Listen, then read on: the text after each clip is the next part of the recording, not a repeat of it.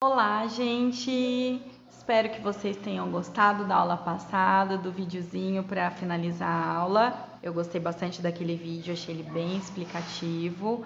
E essa semana também vou passar um videozinho para vocês, passando também para falar o vídeo, gente, de resolução de exercícios, eu vou anexar no Forms, tá? Talvez eu mesma grave ou talvez eu indique um vídeo do YouTube para vocês, vai depender do tempo aí que vai sobrar ou faltar, certo? Então, se por um acaso não der tempo de eu mesma passar na lousa, resolver tudo certinho com vocês, aí eu vou indicar um vídeo que eu já tenho assistido por inteiro de resolução de exercício, certo? Então, continuando, gente, aula passada nós falamos sobre ondas, né? Tipos, características, e essa aula nós vamos falar da classificação da onda em relação à direção de propagação. Lá na primeira aula eu tinha falado sobre as classificações da onda em relação à natureza dela, em direção ao sentido da vibração e direção de propagação. Só que não deu tempo, porque senão a aula ficaria muito longa e aí eu sei que fica meio puxado para vocês, de falar da direção de propagação. Então eu trouxe para essa aula aqui para a gente concluir, certo? Então, olha só, segundo as direções que a onda pode se propagar, elas podem ter 3 categorias: unidimensional, bidimensional ou tridimensional. O que vai ser a onda unidimensional? É aquela que se propaga em uma só direção.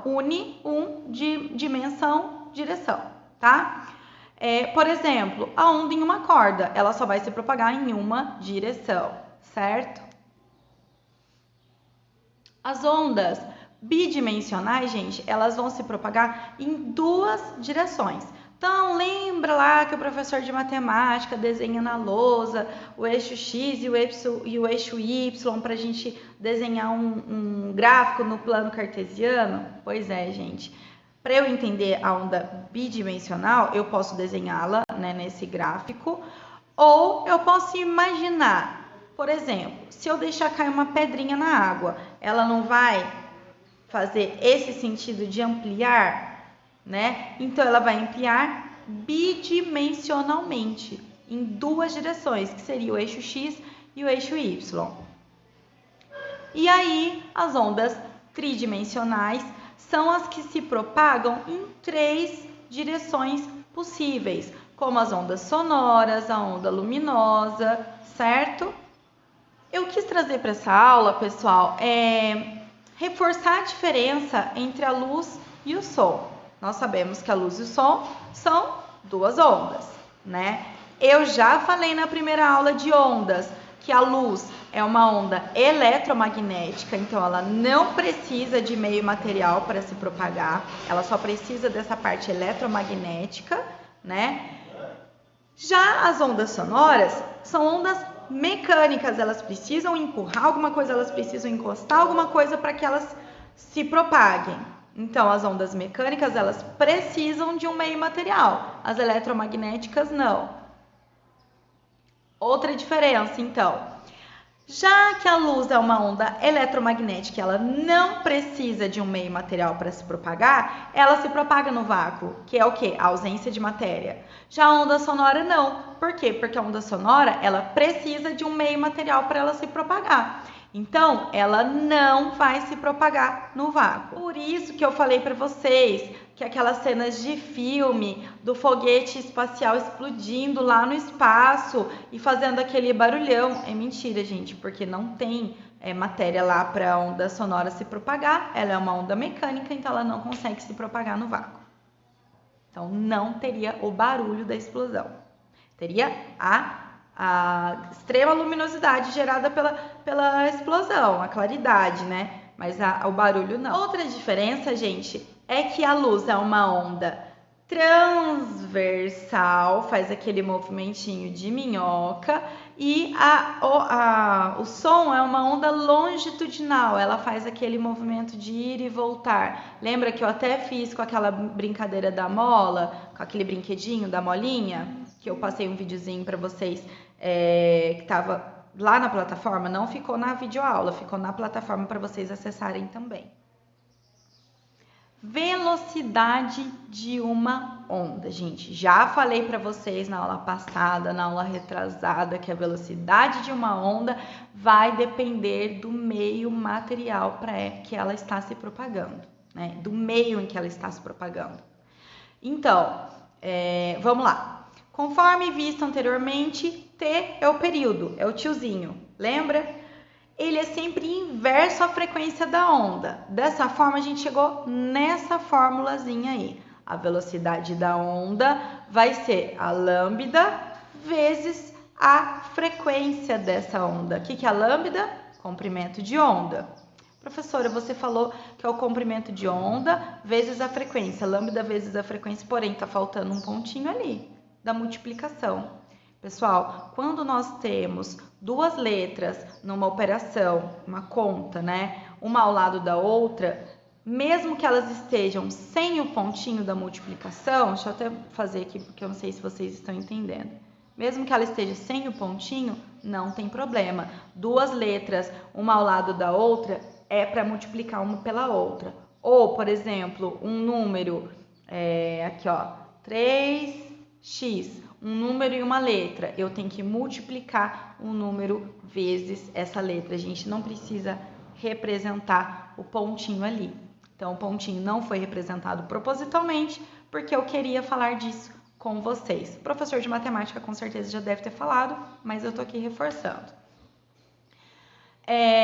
Pessoal, então a nossa fórmula é V, que é a velocidade da onda, é igual a lambda, que é a distância, lembra a distância de uma crista a outra, vezes a frequência. O que é a frequência?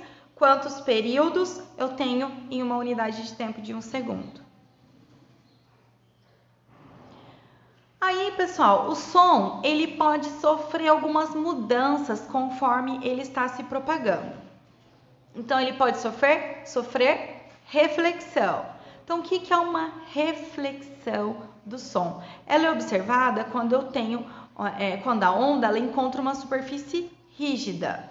E aí, com isso, o que acontece? Eu posso ter ou o eco. O que é o eco mesmo, pessoal? Quando eu tô lá, por exemplo, em cima de uma montanha e eu grito eco, vai ficar eco, eco, eco, eco, eco. Você não escuta várias vezes? Isso é o eco.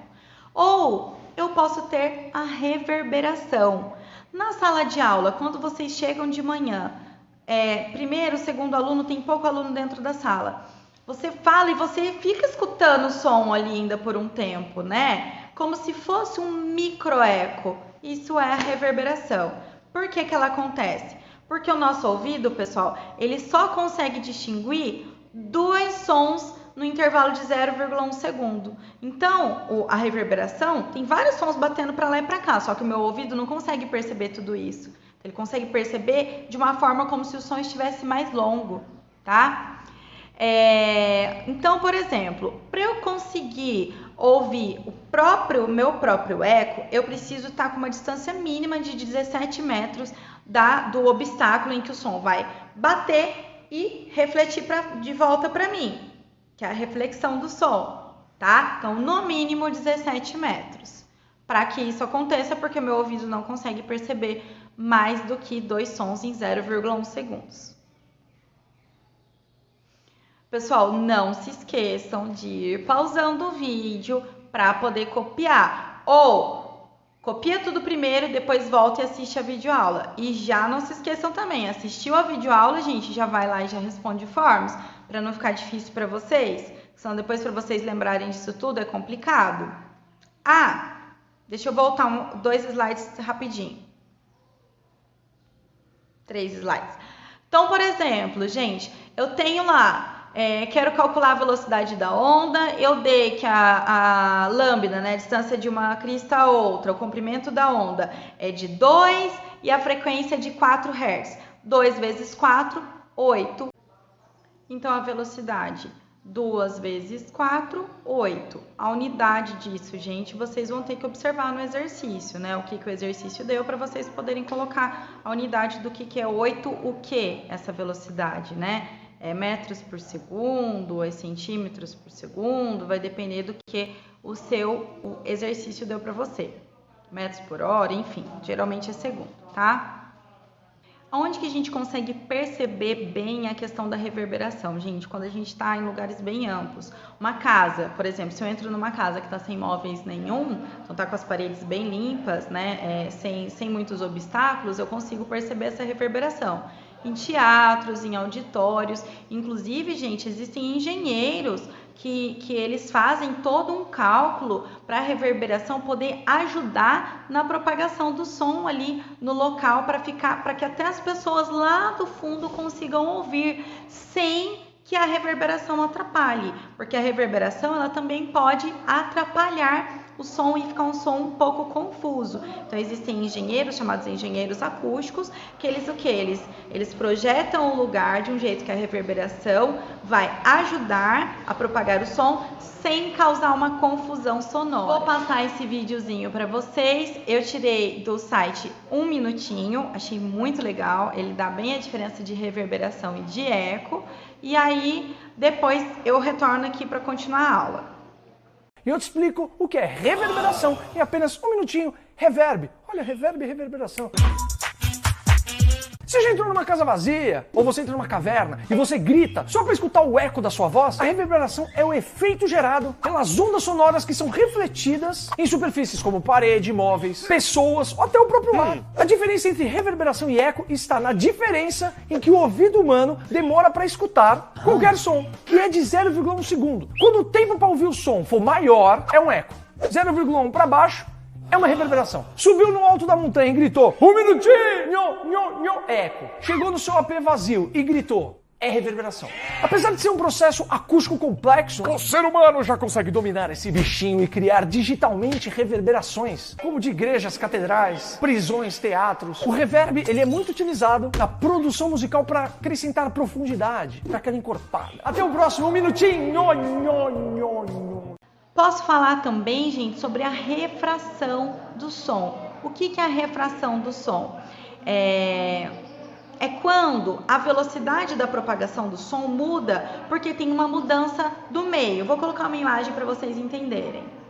Aqui, ó, se eu colocar uma bexiga na frente do meu despertador, o som não vai mudar do que se eu tirar a bexiga? Por quê? Porque eu tenho ali a borracha, né, da bexiga, eu tenho um ar mais presinho ali dentro da bexiga, então ele está um pouco mais concentrado do que o ar aqui por fora, então esse meio mudou, então essa refração vai fazer com que o som fique um pouco diferente do que eu consigo ouvir sem a bexiga. É um exemplo só que eu tô dando.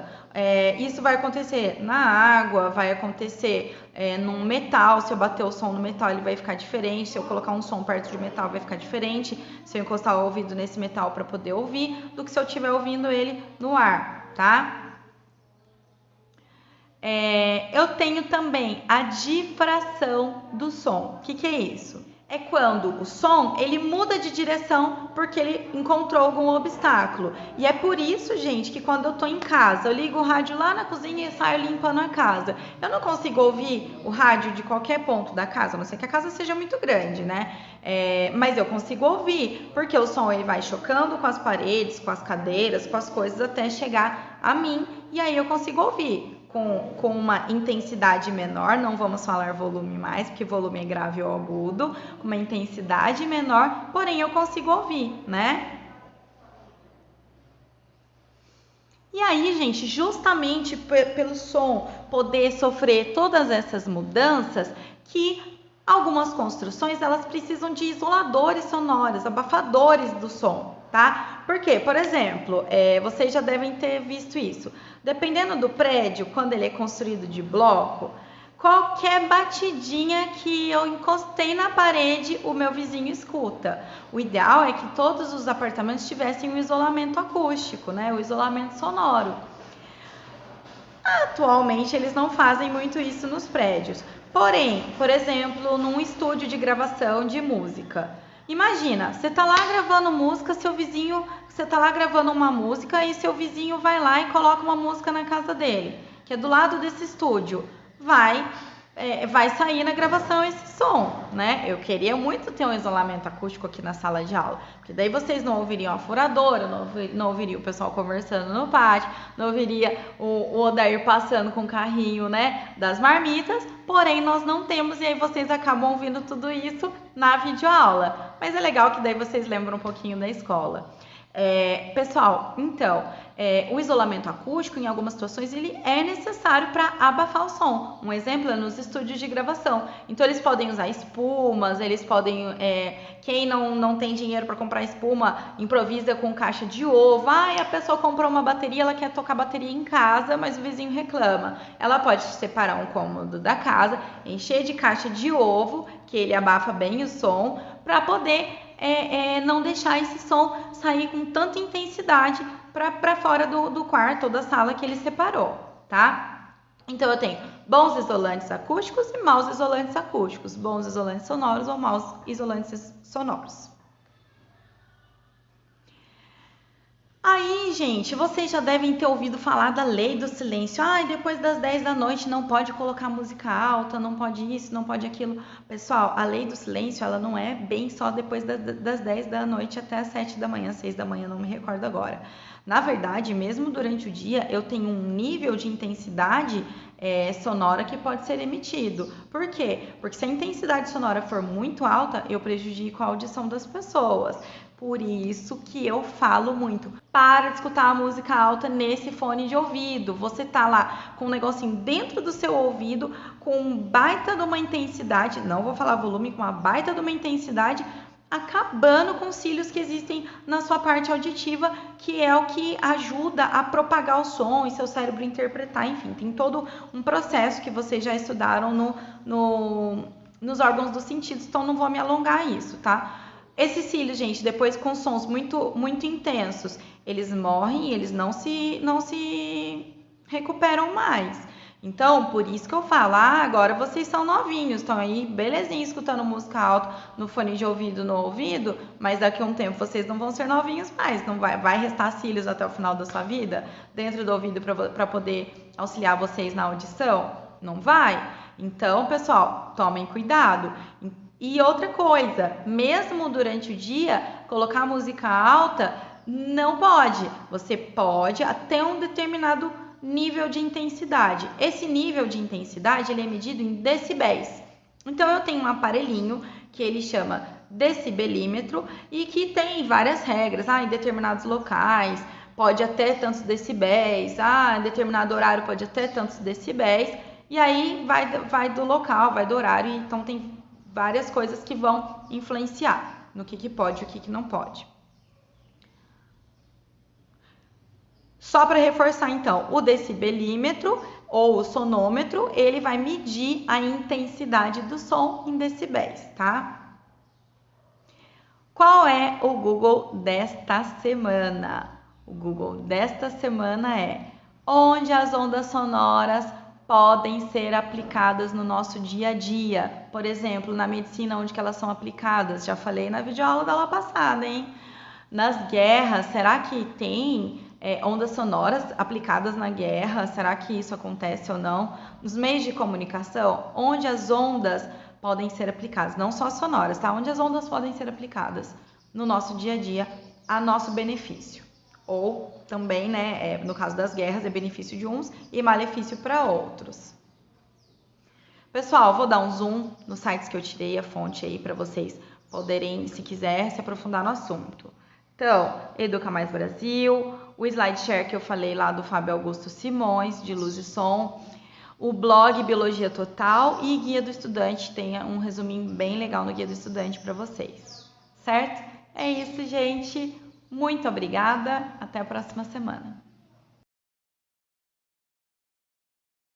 Por isso que eu falei para vocês que aquelas cenas de filme da bomba explodindo e fazendo aquele barulhão lá no... Bomba